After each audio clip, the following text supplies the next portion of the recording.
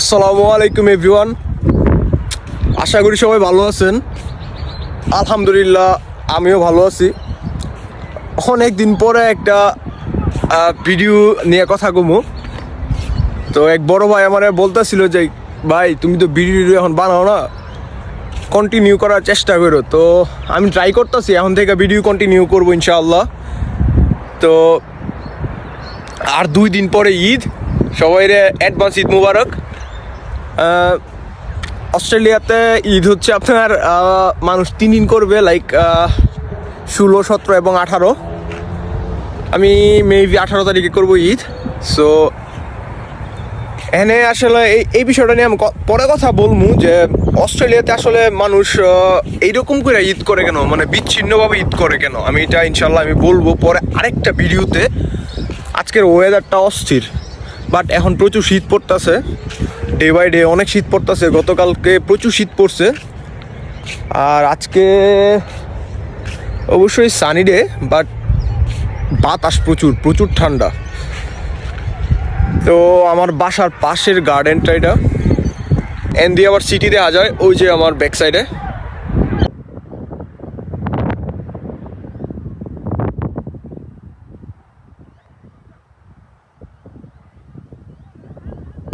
আমার প্রায় 1 বছর হয়ে গেছে, 11.5 মাস রানিং চলতেছে। তো আমি এটা নিয়ে অনেক সাফার করছি, বলতে সাফার করতে হয়, সবার করতে হয়। আমি অনেক দিন জব পাই নাই, আমি জব খুঁজছি। তো অস্ট্রেলিয়াতে আসার পর অনেকে জব পায় না, প্রায় আমি এমনও দেখছি 6-7 মাস হয়ে গেছে জব পায় নাই। তো এরকম অহরহ আছে। তো এই জব না পাওয়াটার বিষয় নিয়ে আমি আজকে কথা বলবো যে কেন জব পায় না স্টুডেন্টরা। তো ফার্স্ট যে রিজনটা হচ্ছে সেটা হচ্ছে পুর রিজিউমি। তো আমরা যখন অস্ট্রেলিয়াতে ফার্স্ট আসি তখন অনেকেই যে অ্যাডভান্স টাইপের যে রিজিউমিগুলো আছে এগুলো আমরা মেক করতে পারি না, যার কারণে আমরা জব থেকে অনেক কম কল পাই এবং আমাদের জব হয় না। আমি এমনও অনেক মানুষকে দেখছি যারা হচ্ছে আপনার প্রায় 6 থেকে 8 মাস জব পায় নাই। তো এই রকম হইলে আমাদের অবশ্যই অনেক সাফার করতে হয়। অনেকে সাফার করতেছে, বাট ওরা এটা রিয়েলাইজ করতে পারে তখন যখন ওরা জব পাইতেছে না। তো আমরা যখন রিজিউমি বানাবো, অস্ট্রেলিয়াতে কিছু অজি স্টাইলের কিছু রিজিউমি আছে। আপনি যখন ইউরোপিয়ান স্টাইলে অথবা বাংলাদেশে বা আমেরিকান স্টাইলের রিজিউমিগুলো এখানে বানাবেন তখন কিন্তু আপনার এটা হবে না অবশ্য, কারণ যেই দেশ যেই কালচার সেই টাইপের আপনার রিজিউমিটা বানাতে হবে। তো অবশ্যই আপনি যখন রিজিউমি বানাবেন, ইনফরমেশনগুলো দিবেন আপনার, সেগুলো অবশ্যই ইনফরমেটিভ হতে হবে এবং খুব অ্যাডভান্স হতে হবে এবং লজিক্যাল একটা স্টেটমেন্ট আপনি আপনার রিজিউমের ভিতরে লিখবেন অবশ্যই। আর এইগুলা দেয় না অনেকে, যার কারণে ওদের আপনার জব হয় না এবং এটা আপনার আকর্ষণ করতে পারে না যাকে আপনি রিজিউমি দিচ্ছেন। লাইক আপনি একটা রেস্টুরেন্টে ফিজিক্যালি আপনার রিজিউমিটা হ্যান্ড ওভার করতেছেন, আপনি বলতেছেন যে আমার জব নাই, আমার এই বিষয়ে আমার প্রিভিয়াস এক্সপিরিয়েন্স ছিল, আমি কাজ করতে আমি কাজ করতে পারবো। তখন ওরা আপনি আপনার রিজিউমিটা ওদের হাতে দিলেন, বাট ওরা যখন এটা চেক করলো তখন ওদের কাছে এটা ভালো লাগলো না, এই রিজিউমিটা ওরা পছন্দ করলো না, তখন আপনাকে ওরা জব দিবে না অবশ্য। তো অবশ্যই সবসময় ট্রাই করবেন, হার্ড অ্যান্ড সোল ট্রাই করবেন রিজিউমিটা যেন একদম অ্যাডভান্স লজিক্যাল হয়। সেকেন্ড যেই রিজনটা হচ্ছে সেটা হচ্ছে পুর কমিউনিকেশন স্কিল। তো আপনি অবশ্যই আইএলটিএস করে বাংলাদেশ থেকে এখানে স্টুডেন্ট হিসাবে আসছেন, তো আপনি অবশ্যই ইংলিশের উপরে একটা এক্সাম দিয়ে তারপর আপনি অস্ট্রেলিয়াতে আসছেন। তো আপনি প্রথম যখন আপনি অস্ট্রেলিয়াতে অ্যারাইভ করবেন, তারপর হয়তো আমরা বাঙালি আমাদের অনেকেরই ইংলিশ ভালো না, যারা বাংলা ভার্সনে পড়ছি, বাট অনেকে আছে ভালো ইংলিশ বলতে পারে। তো আপনি যখন অজিদের সাথে আপনি টকিং করবেন ইচ আদার, তখন আপনার অবশ্যই আপনার যেই ইংলিশের যেই স্কিলটা আছে সেটা আপনাকে অবশ্যই শো করতে হবে। আপনি যদি ইংলিশে ভালো করে টকিং করতে না পারেন এবং কমিউনিকেশন যদি না করতে পারেন, তাহলে অবশ্যই এটা আপনার অবশ্যই আপনার ঠিক করতে হবে। তা না হলে আপনি আপনার জব পাইতে অনেক সমস্যা হবে।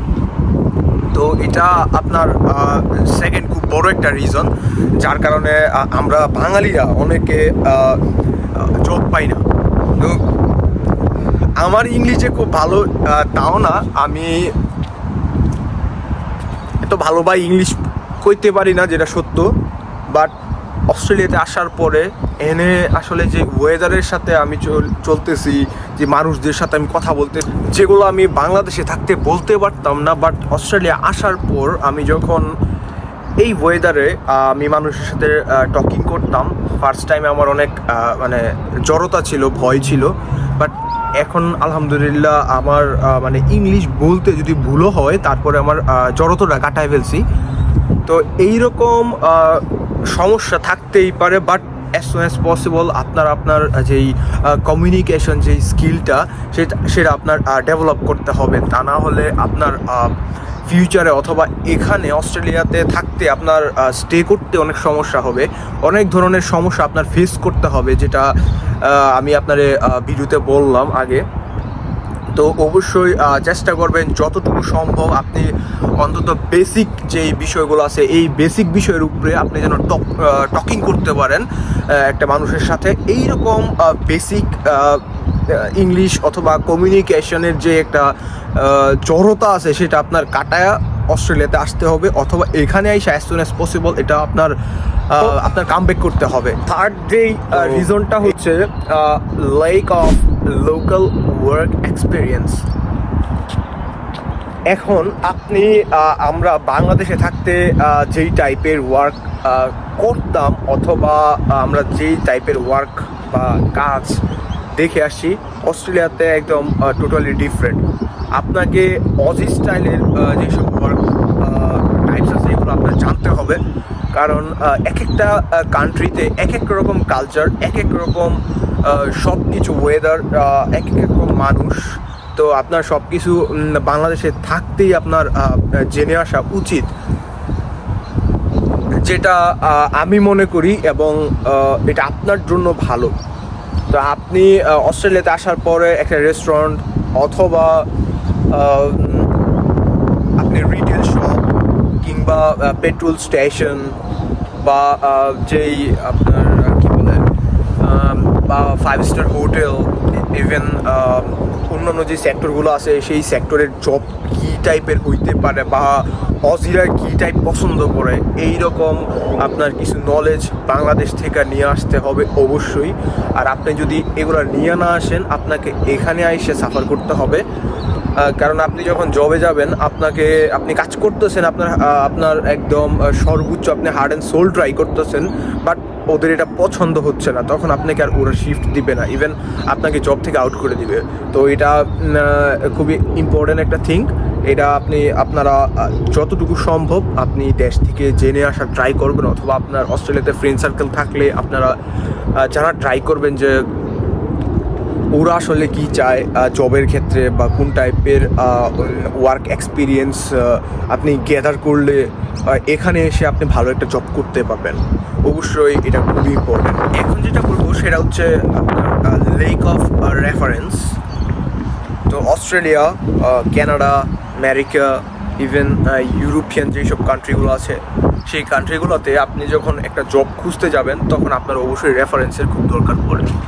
তো রেফারেন্স ছাড়া ওরা অনেক সময় অনেক স্টোর আছে যারা রেফারেন্স ছাড়া জব প্রোভাইড করে না। তো আপনি যখন রিজিউমিতে আপনার সম্পর্কে আপনি লিখবেন, অবশ্যই এখানে অবশ্যই খুব ভালো এবং অ্যাডভান্স রেফারেন্স দেওয়ার চেষ্টা করবেন নিজেকে নিয়ে। এবং অস্ট্রেলিয়াতে আসার পর আপনার যদি কোনো পরিচিত ফ্রেন্ডস কিংবা সিবলিংস অথবা আপনার কোনো ফ্যামিলি মেম্বার্স থাকে, ওদেরকে আপনি রেফারেন্স হিসাবে আপনার জবের প্লেসমেন্টে আপনি ওদেরকে রাখতে পারেন। লাইক একজন সাপোজ ধরেন আমি এখানে নতুন আসছি, আমি আসার পর জব পাইতেছি না, আমার একটা পরিচিত বড় ভাই এখানে আছে, উনি একটা জায়গায় জব করতেছে। আমি যদি ওনাকে বলি ভাই আমাকে একটা যদি জব ম্যানেজ করে দিতেন, উনি কিন্তু ম্যানেজ করে দিতে পারবে না। উনি যেই জায়গাতে জব করে সেখানে যদি আপনার ভ্যাকেন্সি খালি হয় তখন ওরা লুক খুঁজবে। তো উনি যদি ওই জায়গাটার মধ্যে উনি যদি ওনার ম্যানেজার বা টিম লিডারের সাথে কথা বলেন এবং উনি যদি আপনাকে রেফার করেন, তখন অবশ্যই আপনার প্রায় 90% পসিবিলিটি আছে আপনার এই জবটা পাওয়ার। তো অবশ্যই ট্রাই করবেন যেন রেফারেন্সের কোনো ল্যাকিং না হয়। সবসময় রেফারেন্স দেওয়ার অথবা নিজের যেই রেফারেন্সগুলো আছে এগুলো যখন আপনি প্রোভাইড করবেন, খুব স্মার্টলি প্রোভাইড করবেন। লাস্ট যে রিজন হচ্ছে সেটা হচ্ছে আপনার লেক অফ অ্যাভেলেবিলিটি। তো এখানে সাপোজ কোনো স্টুডেন্ট আসার পর ওর ভার্সিটির ক্লাস থাকে উইকলি 2 days।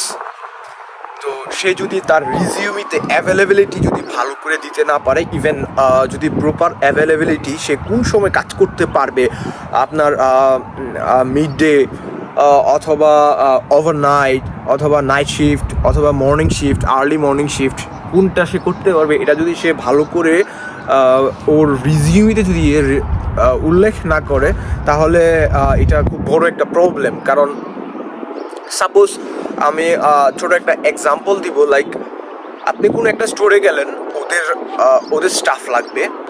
এখন ওরা সকালবেলা ধরেন 6টা থেকে আর্লি মর্নিং শিফট, যেটা 6টা থেকে সকাল 10টা পর্যন্ত 4 ঘন্টার জন্য ওরা স্টাফ খুঁজতেছে।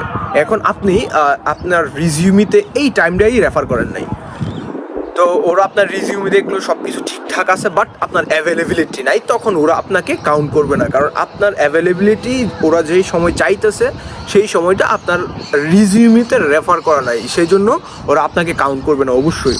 সো এটা নিয়ে খুব আপনার অবশ্যই খেয়াল রাখতে হবে, আপনার রিজিউমিতে যেন অ্যাভেলেবিলিটিটা পারফেক্ট টাইমে থাকে।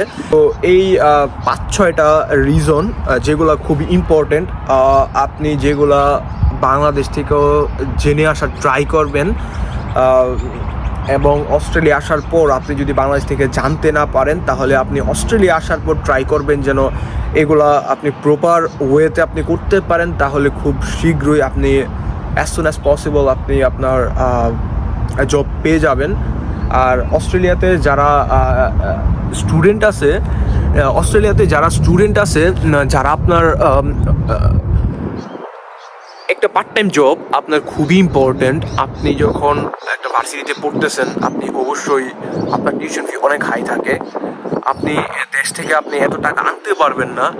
আপনার এখানের থাকা খাওয়া, তারপরে হচ্ছে আপনার নিজের খরচ আছে, তারপরে হচ্ছে মোবাইল অ্যাক্সেসরিজ, ওয়াইফাই, ওয়াটার বিল, গ্যাস বিল, এগুলা আপনার দিতে হয় উইকলি অথবা মান্থলি।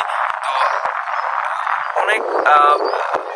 অনেক এক্সপেন্সিভ একটা কান্ট্রি অস্ট্রেলিয়া। তো আপনি যদি এখানে পার্ট টাইম জব না করেন, তাহলে আপনি অবশ্যই আপনার সাফার করতে হবে এখানে। এই জন্য সবসময় আপনি ট্রাই করবেন যেন অস্ট্রেলিয়া আসার পর এবং অস্ট্রেলিয়া আসার আগে আপনি এই দেশ সম্পর্কে, এই দেশের কালচার সম্পর্কে যেন ভালো করে জেনে আসতে পারেন। এটা আপনার জন্য এবং আপনার ফিউচারের জন্য খুব একটা ইম্প্যাক্ট পড়বে, আমি আশা করি ইনশাল্লাহ। তো এই হচ্ছে আজকে আমার ছোটোখাটো একটা ভিডিও। আশা করি আপনারা সবাই অনেক কিছু জানতে পারবেন এই ভিডিও দেখা। আর সবাইরে আবারও ঈদ মোবারক, সবাই দোয়া করবেন। আর অস্ট্রেলিয়াতে স্টুডেন্টরা অনেক হার্ড ওয়ার্ক করে, যেটা আপনি বাংলাদেশে থেকে আপনি অবশ্যই আপনি দেখতে পারবেন না। আপনি অস্ট্রেলিয়া আসার পর অবশ্যই আপনি দেখতে পারবেন এবং নিজে সেটা করবেন। তো এখানে লাইফটা খুবই হার্ড। সময়ে নিজের ভিতরে আত্মবিশ্বাস রাখবেন, ইনশাল্লাহ আশা করি ভালো কিছু হবে, আপনিও জব পাবেন ইনশাআল্লাহ। আসসালামু আলাইকুম সবাইকে।